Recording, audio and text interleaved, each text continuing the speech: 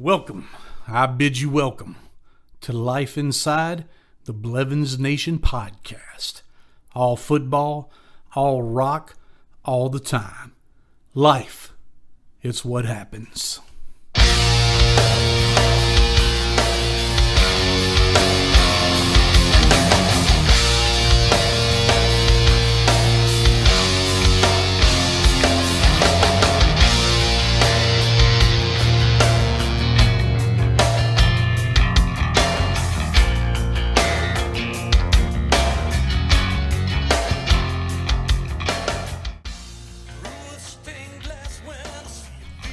That's right.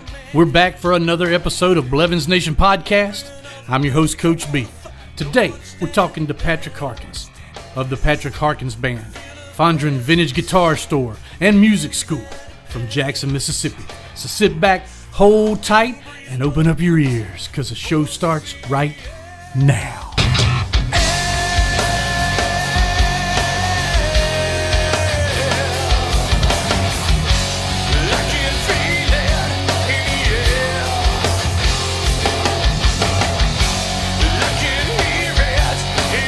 Yeah, this is Blevins Nation. I'm your host, Coach B, and we're talking with Patrick Harkins, guitar player, entrepreneur.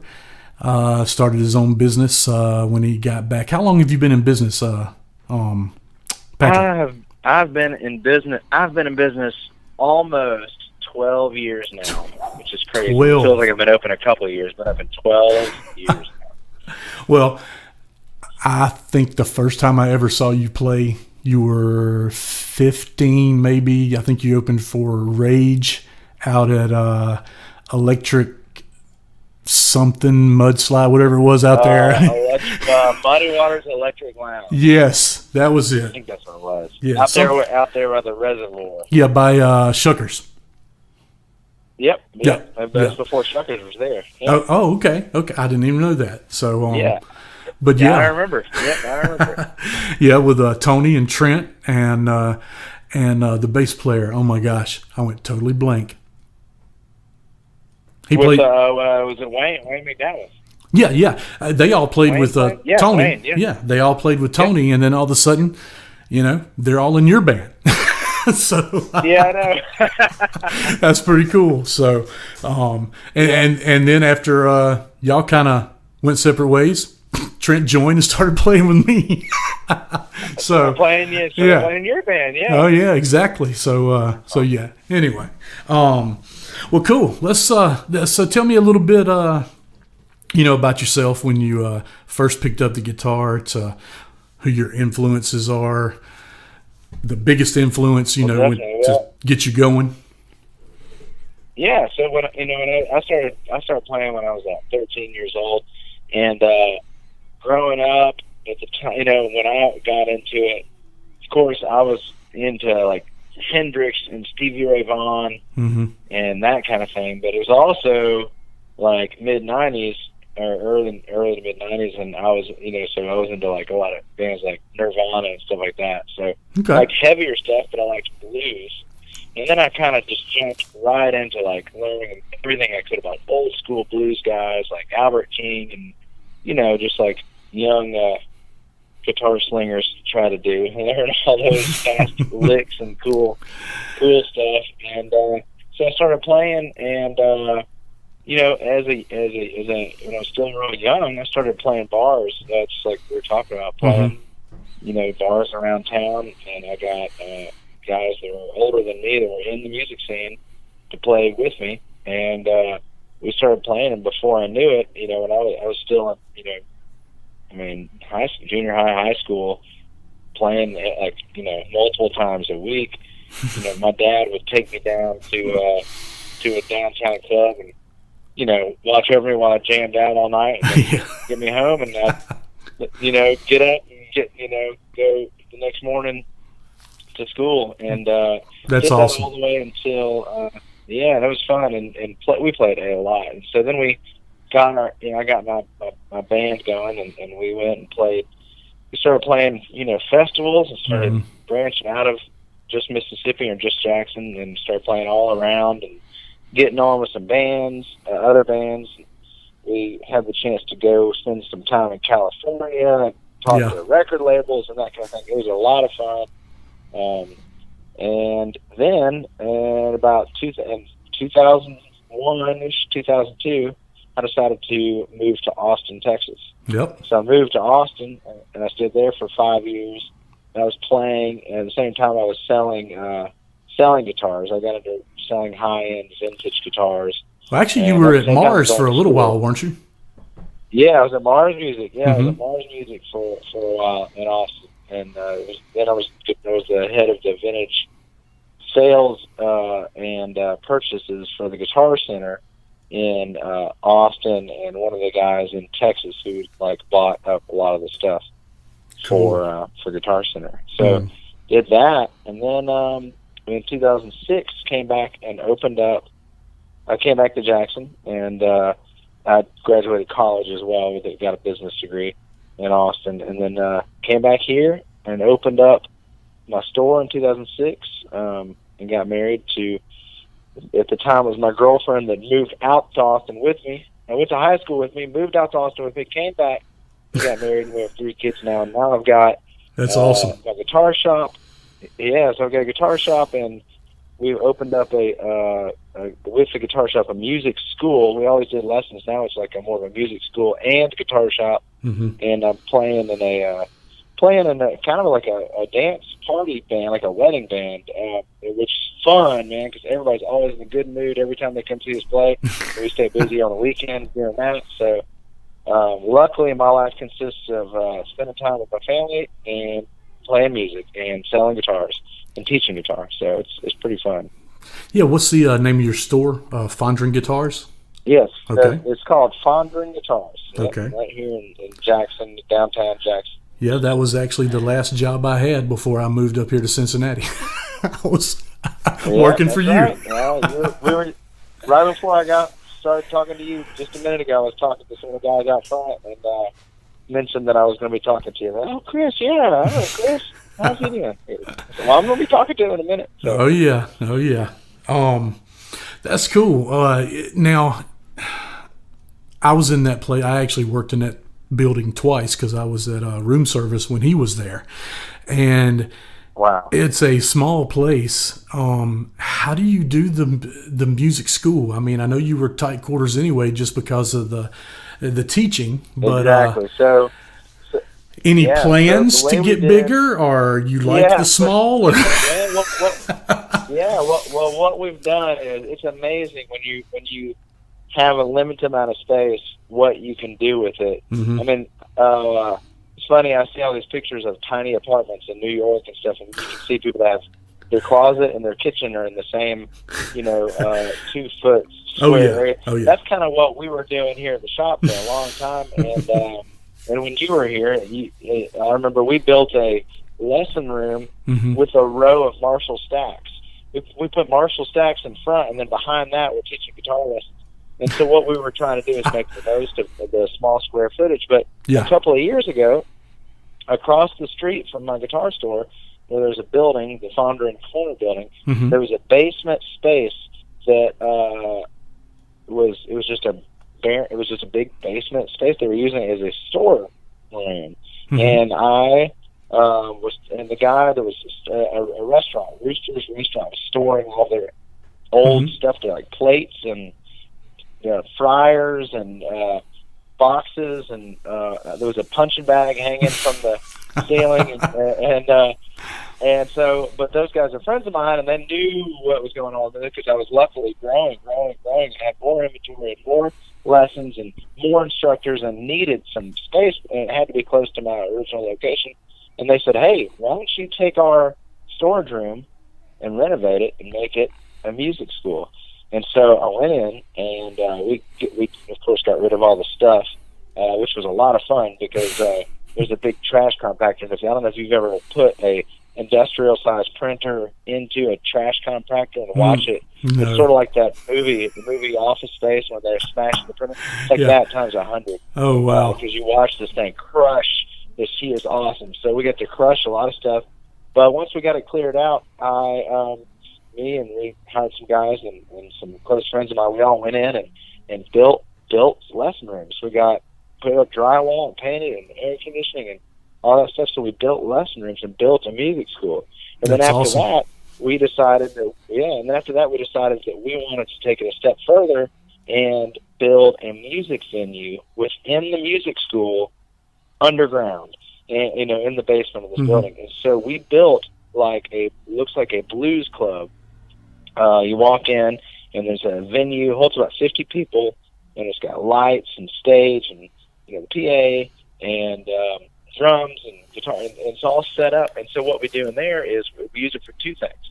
One, we have student bands that we teach kids how to play guitar, drums, bass, piano. We stick them on the stage and let them rock out and play. And then the other thing we do is we rent it out for bands to play, and they'll do a CD release party in there, or somebody will rent it out for a party. And so it's been great.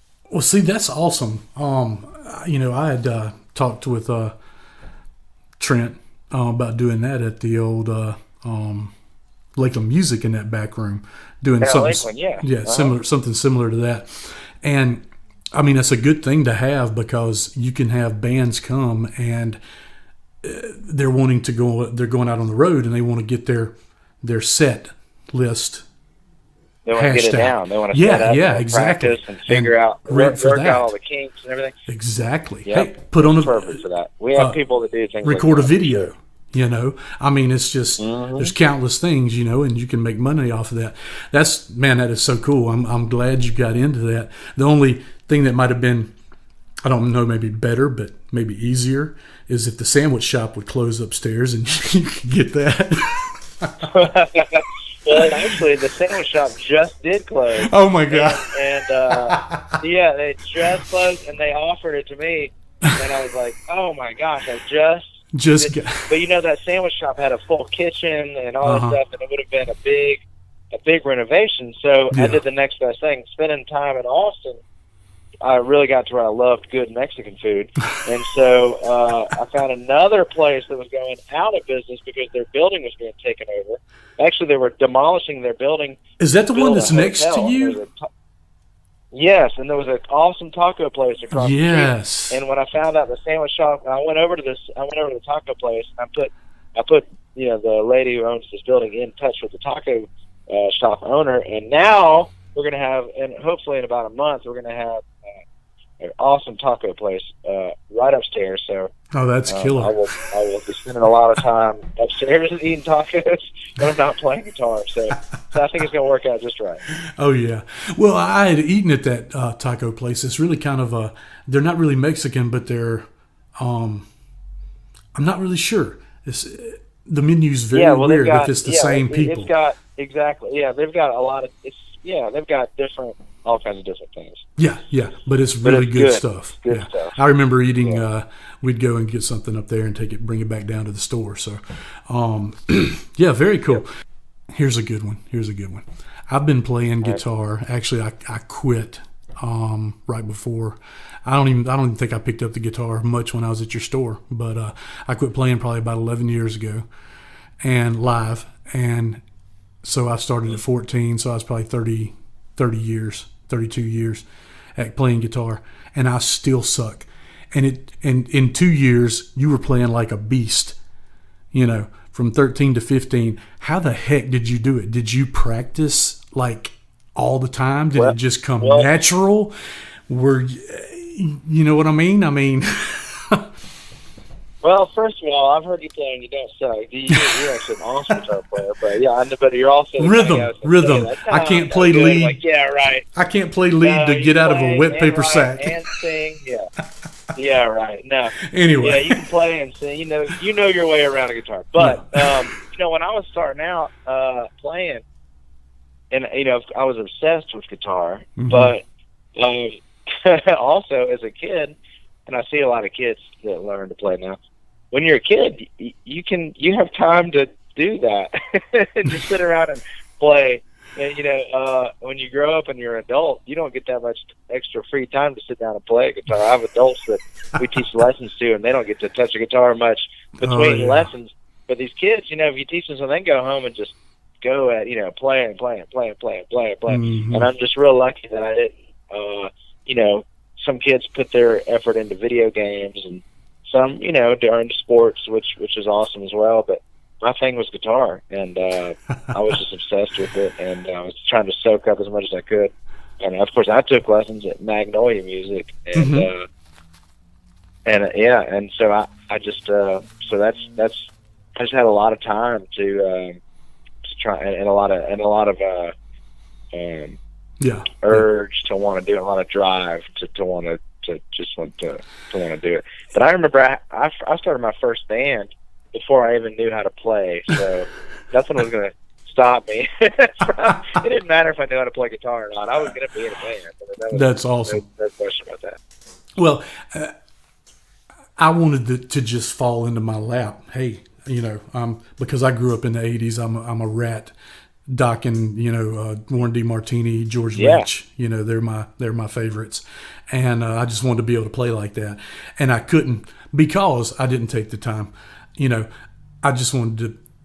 My main thing was, oh, hey, look, chick, I play guitar, or at 14 and 15, I didn't care about playing the guitar. Should have, but it took me a long time to get, to get where I was at. So, but yeah. Well, when you're that age, looking to it is just as important. It's like, hey, look at me, I'm rock and roll. That's just as important as being able to play. Yeah, I was always, I want to be a rock star. I don't want to be a guitar player per se. Yeah, right. Exactly. And I look at it now, and I look at a lot of my friends, and because it's so hard to make it in Mississippi, Right. I'm not even just going to say it's so hard to make it anywhere. You got to be in the right place at the right time. Like you said, you went out to California, for a little while, and you were schmoozed a little bit here and there, So that's all cool, but not a lot of people even get that far. And I look at the guys, I commend you because you're still playing and you're still doing what you love. You know what I'm saying? I love playing guitar and singing, but I just got so burnt out on it, but I'm glad to see you and other people still doing it. People get burnt out on their passions, and whether it's guitar or, football. I mean, people get burnt out on everything they do, but for me, like what I knew when I was, you get that age, you kind of get high school graduation age, and everybody's asking you, like, what are your plans? What are you going to do? What are you going to be when you grow up? But I knew that there was no way that I was not going to have music. I was going to do something with music. Mm-hmm. Touring and playing in a band, that sounds great. That would be awesome, but I just didn't seem like it was going to be a reality or something I could do the rest of my life. And so I had to think. I was like, well, how else could I make a living and still it be about music? And so, that's when I kind of settled on, hey, I'm going to open a guitar store, and I'm going to sell guitars. I'm going to teach guitars. I'm going to fix guitars. I'm going to rent guitars and other instruments, and then I'm still going to play guitars. But now, in the situation I'm in now, when I've got, like I said, I'm married and have 3 kids. Now the band I'm in, I should have been doing this all the time because it's a lot of fun. It's a lot more fun than playing.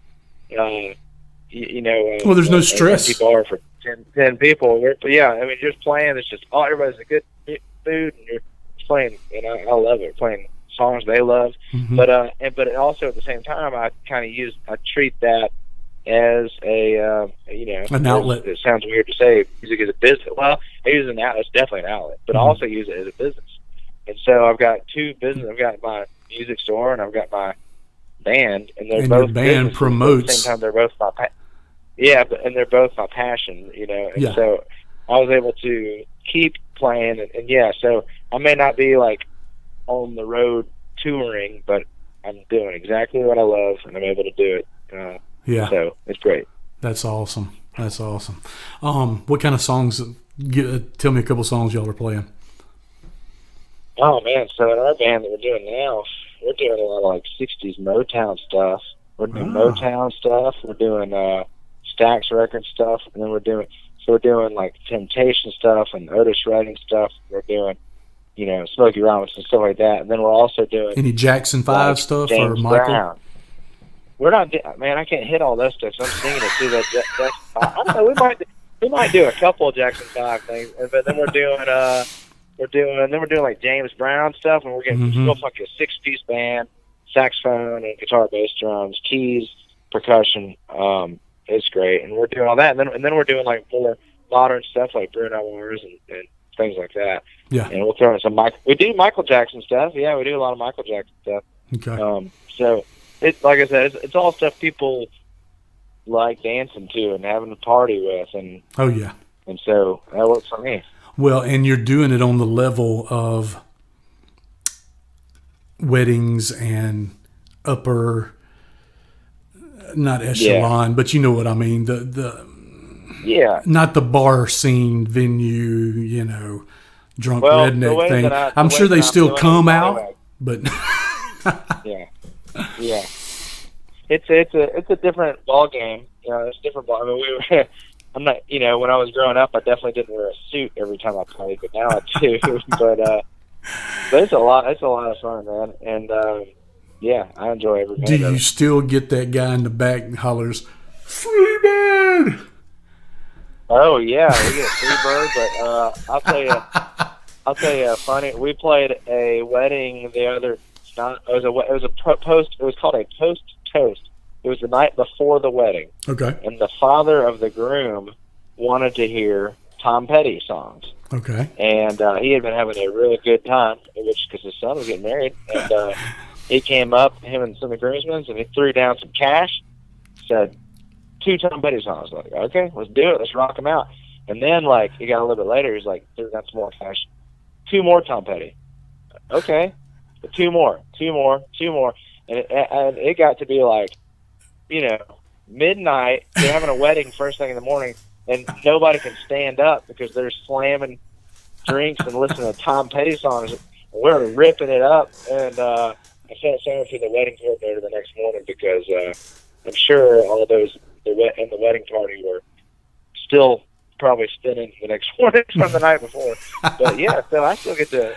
And if they would have said Freebird at that time, I would have done it. I would have done that too. So, well, see, that's what I'm saying right there. That is something that I've never been able to do, and I would, if I would have took the time, I would have loved to done it.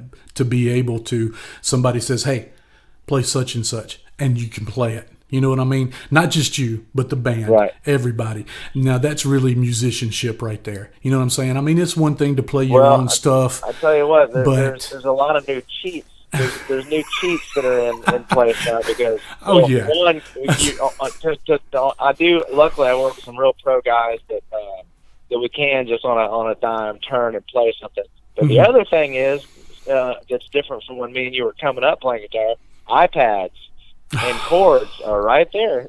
And, I know. That night we played all those Tom Petty songs, and I know a lot of Tom Petty, but after about 10 of them, we were stretching. So while I was playing, the bass player was Googling chords to Running Down a Dream, chords to and lyrics for whatever. And, so that makes it a lot easier. Oh yeah, that's awesome. I didn't even think about that, but yeah, that's cool. It used to be a bad thing to have I always heard that Axl Rose had to have a monitor in front of him back in the day. Now, not now, but a monitor on stage that looked like a monitor, but it was actually a computer screen, and it was like karaoke. Yeah, it was like it was like the words coming up. It was like a TV screen. It was like a TV screen showing all the lyrics. Yeah. Yeah, I know. The thing I didn't like though is you might have even been there. It was a Jubilee Jam. I can't remember the name. Something Souls or no, Collective Soul maybe. Yeah. It was Collective Soul. Yeah, and when they walked off stage. Well, no, he was messed up or drunk or something. But anyway, I don't know what he was. But anyway, he had a music stand sitting there and was flipping through the words right in front of right there. And I was Yeah. like, oh Yeah. my God, that is so Yeah. stupid. Totally No, different. it's- But when you're you a gotta big do it in a band, way that's not that obvious. Yeah. yes, you know, so. Yeah, when the whole audience knows. But Bruce Springsteen, I just read an article recently about Bruce Springsteen. Somebody was giving him, kind of giving him a little bit of, problem making, talking bad about him because he has what you're talking about, the Axl Rose thing. And he said his thing was like, yeah, I have like a million songs with a million lyrics. And if I see the lyric, I can just dive into the music and play it and be 100%. If I'm trying to remember something, I can't give you a full. No. If I'm sitting here trying to think, what's the next word? I totally get it. Right there, he can throw it, leave it all on the stage and do it because it's for sure it's right there. And if he's like, man, I haven't played this song in a while, I can't remember that. And then you kind of stumble through. You don't want to see Bruce Springsteen stumbling through anything. I totally get it. That's sort of the deal. But there is a way to do it where it's not a music stand on a stage, where it's like that kind of off to the corner, checking every once in a while. Nobody wants to see somebody, especially trying to put on a show. But it has become a lot more acceptable in the last few years. It has, especially for cover bands, But you really don't want to see an original band play their own music and stand on stage with a music stand and flip. Oh, let me go to the next song. I mean, that's just exactly. That's bad. You're burnt out, or you just don't care. I mean, I don't get it. Kills the vibe on the thing, Yes, it does. If it's an album you listen to and you know every word, every song, but the singer doesn't, So when you're watching them do it, but like I said, there's a couple of different ways to do it. There's a tasteful way. So what's the biggest crowd you ever played for, or that you know of? Biggest crowd? Well, I don't know. I mean, I think the biggest show. Let's crowd. just say that, not really the biggest crowd, but let's say the biggest show. Yeah, I mean, back when we were doing, like when I like I said, when I was young and playing, we did a lot of really cool festivals with some really big bands, and it was just fun. Wanted to be a rock star. You really felt like a rock star for a minute there. Yeah. Get on this big stage. So we got to do a lot of those, and that was a lot of fun. I can't even say a specific one, but man, you just get a taste of it, and that's kind of what I've been trying to do with these kids that I'm teaching. I'll put them in a band, and then I'll take that band, like a kid's band, I call it Fondren Guitars rock band, and I'll take them and get them booked on a festival. Yeah. Where they're up on a real stage, and they'll have like a sound guy or like a roadie come over and say, okay, what do you want in your monitor? Do you want bass in your monitor? And they look and they go, what's a monitor? I'm like, oh my gosh. And so, but you can teach them all that now, Well, yeah. So I put these kids on the stage, and they get the same experience I had when I was a kid, because I remember the adrenaline rush you get when you're like, quote, backstage or whatever that is. You just walk off the back set of stairs, but you're backstage. You get that adrenaline rush, and you walk out, and there's people watching you, and you're up on a stage. So I try and get these kids, as many kids as I can expose to that, and try and give them that adrenaline rush and that fire. Man, that's something that will last a lifetime. And then these kids will take it, and they might be on that national act that comes through years from now. And some of them are, so that we've been teaching since I've been doing this so long. So what I try and do is take those early experiences I had of, like you said, what's the biggest crowd that I played for. I try and take those ideas and pass them on to these new kids. Dude, that's awesome. It's a lot of fun to watch. Yeah, that's awesome. I mean, I wish somebody would have thought of that years ago. I'm sure they did. Well, it's a lot of fun. I mean, I've had kids coming here that don't even know anything about guitar, and their parents kind of like, okay, you're not playing any more video games. You need to get there and play guitar. And the kid comes in, and I'm like, they're like, they don't even want to do it. And then I kind of turn them on to it. Before they know it, they're like, wow, this is awesome. And then they find out they're actually good at it. But then I stick them on a stage. And I don't know if you remember the first time you ever sang a microphone through a PA system. When you hear your voice coming over those big speakers, it's like a whole new experience, and it's something you don't forget. And when I see kids, I put them up there on there, and they have lights, stage lights on down, and they hear the voice over PA, man. They light up, and like literally, it's something they run with. Oh yeah, most definitely. I mean, yeah. That blowing back in your face, just the monitors, is so awesome. Yeah, even when I didn't sing the first time I ever played guitar on stage, I hit the guitar and it was just like, that just power chord, and it was like, oh you my hear it coming right back God, that was so awesome. Even if nobody heard it out in the audience, it didn't matter. I heard it coming back at me, and it was so cool. Yep. Makes your heart start beating, man. You start getting excited. Yeah, that's the feeling. Oh yeah, that's awesome. And I'm glad you're turning, kids onto that and getting them on. That's going to make them want to come to you more than just someone that's going to teach them guitar. Exactly. Yeah. We have a place like that up here. It's called School of Rock. They kind of took School of Rock. Took the name from the movie, but that's what they do, and they go to festivals and stuff, and they have it all the way from certain age kids up to another certain age of kids, and then they even have an adult group that does it. So and they'll do Foreigner, a whole set of Foreigner. They'll do Led Zeppelin tour. They'll do Guns N' Roses. They'll do a Kiss. They did Foo Fighters. I mean, dude, It's awesome.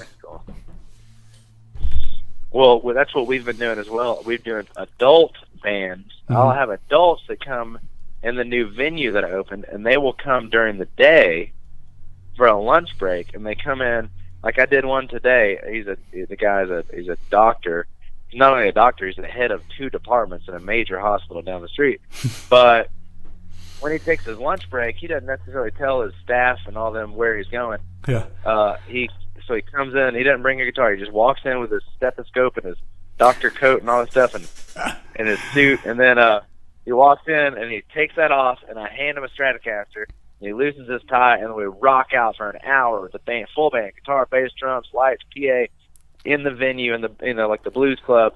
Dude. And today we were doing. What did we do today? We did some. It's like open mic. We did some Allman Brothers band. Whenever exactly. you want. You know what I'm saying? Allman Brothers. That is cool. Yeah, and then after that, when he's done with that, he's like, man, that experience is better than any lunch I could have had, or any, whatever recreational or any therapy session. Because you get if you do that, and then he puts on his coat and puts his stuff, and then he goes back to work and. Probably does surgery in the afternoon or something, but we do that with adults, and adults, man, they love it. They love being able to, because this guy, like for example, this guy or some of the other guys that do it, I don't see them playing in a cover band around town, right? Because of what they do and how they are, and they've got families and lives and professionals. And they're this is their outlet. You give them that venue, man. That is so cool. Exactly, yeah. Well. And again, it's fun for me because I get to play in a band during the day. That's right. So it's fun. Well, Patrick, it sounds like you're on the right track, man, doing some good things with the school and everything. And, that's Fondren guitars. You have new, you have vintage, pretty much everything. Amps, guitars. Yeah, we've got new drums. guitars. Yes, Fondren guitars. We got new guitars. We got drum. I've got like 6 or 7 drum kits right now. Got brand new guitars that carry Takamine and other. Where do you put lines. 6 or 7 drum sets? A lot of use. I'm kidding. Yeah, I've got 6 or 7 drum kits, and then I've got I've got vintage stuff. I've got a cool '70s Les Paul on the wall. I've got a cool old. I've got some Mexican Stratocasters, Mexican-made Stratocasters, and I've got USA Strats, USA basses. I got a bunch of stuff, and we're on. Of course, we're on Facebook. Fondren Guitars on Facebook. We've got Instagram. We've got FondrenGuitars.com. We have a Reverb page and an eBay page. And then, of course, my band is Patrick Harkins Band, and that's on Facebook as well. Yeah. Okay. Are you on Twitter, or sometimes I find not on Twitter? Okay. Yeah, I just I need to be, but it's hard enough keeping up with all the other social media. But that's the place to be, Yeah. social media. Yeah. Oh, yeah. Definitely. Instagram. I think I started. I just started. Wasn't even thinking about you being on Instagram, and I looked you up. I think it was last night, and started following you. So that's cool. Okay. Well, good. Cool. So is the store on there too, or is it just you, Patrick Harkins, or is it? Yeah, the store. The store. Yeah. Well, it's on. I've got this. I think I have this. I think I have the store and myself both accounts on. Mm-hmm. On everything, yeah. Now, what is eBay? But they kind of all run the same. Yeah. Now, what's eBay? I know. So you're selling some of your stuff on eBay, from the store. Is it Fondren Guitars? Fondren Vintage Guitars. Fondren Vintage Guitars on eBay. Okay. Fondren Vintage Guitars. All right. Cool. All right. Well, Patrick, I guess I'm going to let you get off of here and get back to it. And that is in Chris, it was great Fondren, man. Fondren, Mississippi. Is it called Fondren, Mississippi, or what is it? Well, Jackson, Mississippi? Yeah, it's Jackson, Mississippi. The Fondren is Fondren really area. Just the Fondren district, and it's really been growing so much that it's really becoming a thing around here. Yeah, that's cool. That's cool. All right. And that's in Jackson, Mississippi. And what's the address? 607 Fondren Place. 607 Fondren Place. Cool. All right. Well, Patrick, I've enjoyed it. We'll talk to you again, in the future. Not the near future. Right. We'll let you do some more cool things before we, bother you. But I can't wait to catch up with you again. Oh yeah. Hey, thanks thanks for having me on the podcast, man. Hey, no problem. And you know what? I saw a picture of your family now. I knew you had 2, but I didn't know you had 3. When did you have the third one? I got 3. When did you have the third one? 3 of them. They're 2 years ago. Almost 2.5 years ago. Okay, so so I've got it. Yeah. Okay. So right before, when I left, she was pregnant, maybe. Somewhere in that range, because I left in we left in June. There. We left in June of 14. So. Yeah. Oh yeah. So yeah. Well, Well, he was born in 15. So. Oh, okay, 15. Okay, cool. All right. Yeah. Well, congratulations on everything, and it was good talking to you. And we will holler at you later. Sounds good. All right, Chris. Talk to you later. Thanks, all right, man. Patrick. All right, man. Bye-bye. All right. So that ends this episode of Blevins Nation Podcast. That's right, the 10th episode. I want to thank Patrick Harkins for joining me on today's show. Remember to look him up on Instagram and Facebook at Patrick Harkins and at Fondren Vintage Guitars, also on eBay. Check out our sponsor, fuelthejourney.org. Blevins Nation is on YouTube. www.blevinsnation.com, on Twitter and Facebook at Blevins Nation. Also catch us on Google Play and iTunes and Spotify. I am also spokesperson for www.readylistpro.com. On Twitter, ReadyListPro. It's a football teaching, coaching software. Remember to like us and follow us. Life, it's what happens. Catch you next time.